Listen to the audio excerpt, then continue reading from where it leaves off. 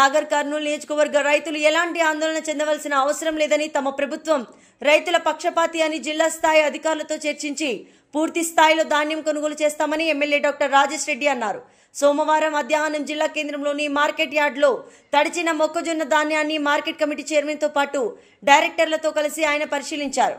ఈ సందర్భంగా ఎమ్మెల్యే మాట్లాడుతూ రైతుల ప్రయోజనాలకు కాపాడేందుకే తమ ప్రభుత్వం కొనుగోలు కేంద్రాలకు ప్రారంభించడం జరిగిందని అన్నారు.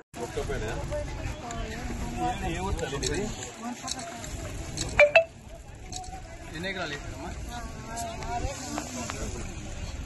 3 ఎకరాల కింద